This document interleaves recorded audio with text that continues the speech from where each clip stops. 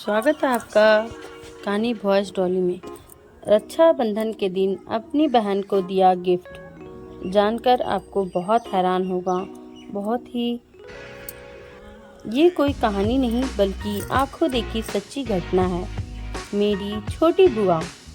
रक्षाबंधन का त्यौहार पास आते ही मुझे सबसे ज़्यादा जमशेदपुर वाली बुआ जी की राखी के कुरियर का इंतज़ार रहता था। कितना बड़ा पार्सल भेजती थी बुआ जी। तरह तरह के विदेशी ब्रांड वाले चॉकलेट, गेम्स, मेरे लिए कलरफुल ड्रेसेस, मम्मी के लिए साड़ी, पापा जी के लिए कोई ब्रांडेड शर्ट। इस बार भी बहुत सारा सामान भेजा था बुआ। उन्होंने पटना और रामगढ़ वाली दोनों बुआ जी ने भी रंग बिरंगी राखियों के साथ बहुत सारे गिफ्ट भेजे थे। बस रोहतास वाली जया बुआ की राखी हर साल की तरह एक साधारण से लिफाफे में आई थी।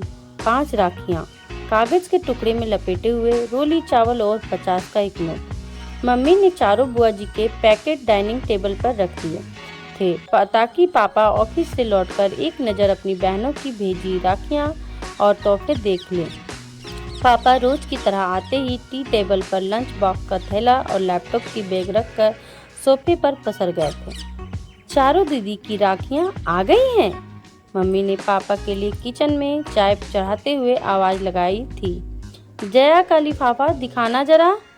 पापा जया बुआ की राखी का सबसे ज्यादा इंतजार करते थे और सबसे पहले उन्हीं की भेजी राखी कलाई में बांधते थे।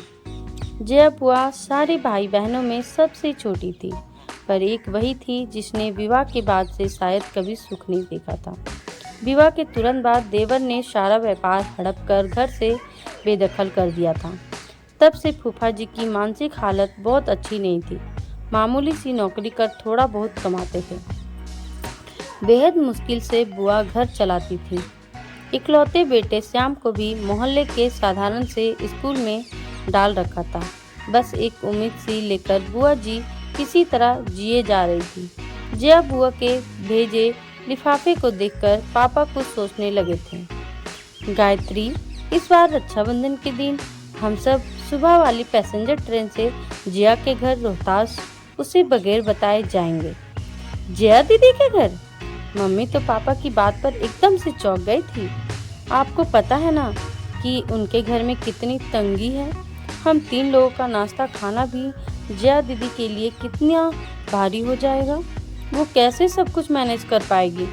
पर पापा की खामोशी बता रही थी उन्होंने जया बुआ के घर जाने का मन बना लिया था है और घर में ये सबको पता था कि पापा के निश्चय को बदलना बेहद मुश्किल होता है। रक्षाबंधन के दिन सुबह वाली धनबाद टू डेहरी ऑन सोन पैसेंजर से हम सब रोहतास पहुंच गए थे। बुआ घर के बाहर बने बरामदे में लगी नल के नीचे कपड़े धो रही थी। बुआ उम्र में सबसे छोटी थी, पर तंग हाली और रोज की चिंता फिक्र से उसे सबसे उम्रदराज बना दिया था। एकदम पतली दुबली कमजोर सी काया, इतनी कम उम्र में चेहरे की त्वचा पर सिलवटें साफ दिख रही थी। बुआ की शादी का फोटो एल्बम में कई बार मैंने देखा था। शादी में बुआ की खूबसूरती का कोई जवाब नहीं था। शादी के 11 वर्षों की परेशानियों ने बुआ जी को कितना बदल दिया था।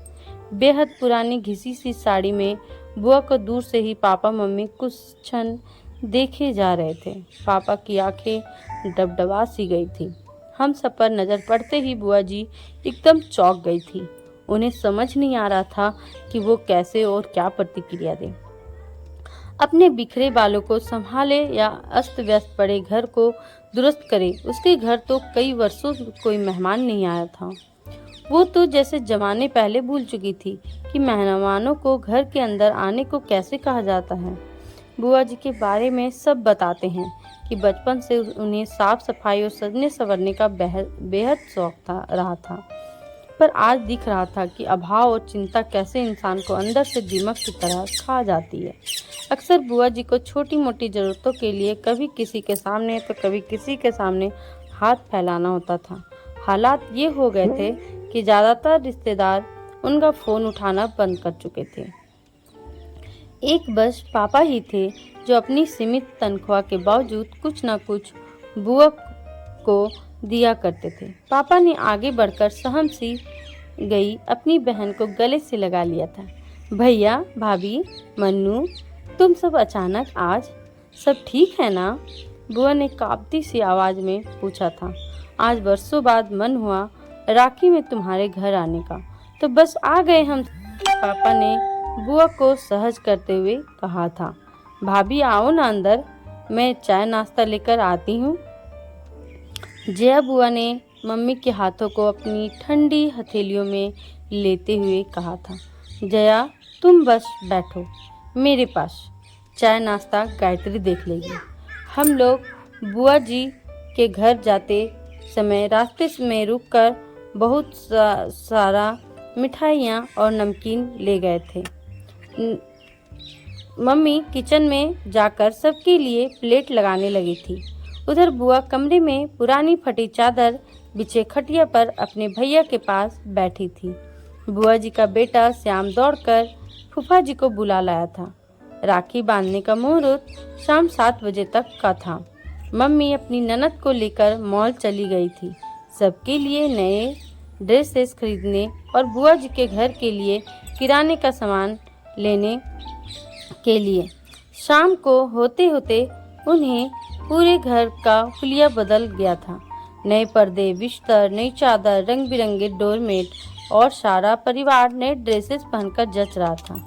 न जाने कितने सालों बाद आज जया बुआ की रसोई बाजार सब लबालब भरा हुआ था। भंडार धीरे धीरे एक आत्मविश्वास सा लौटता दिख रहा था बुआ के चेहरे पर। सच तो ये था कि उसे अभी भी सब कुछ स्वप्न सा लग रहा था। बुआ जी ने थाली में राखियाँ सजा ली थी, मिठाई का डब्बा रख लिया था। जैसे ही पापा को तिलक करने लगी, पापा ने बुआ को रुकने को कहा। सभी आश्चर्यचकित थे। 10 मिनट रुक जाओ, तुम्हारी दूसरी बहनें भी बस पहुंचने वाली है, पापा ने मुस्कुराते हुए कहा। तो सभी पापा को देखते रह गए। तभी बाहर दरवाजे पर गाड़ियों के हॉर्न की आवाज़ सुनकर बुआ, मम्मी, फूफा जी दौड़कर बाहर आए तो तीनों बुआ का पूरा परिवार सामने था। जया बुआ का घर मेहमानों से खचाखच भर गया था। महाराजगंज वाली नीलम बुआ बताने लगी कि कुछ समय पहले उन्होंने पापा को कहा था कि क्यों ना सब मिलकर चारों धाम की यात्रा पर निकलते हैं। बस पापा ने उस दिन तीनों बहनों को फोन किया कि अब 4 धाम की यात्रा का समय आ गया है।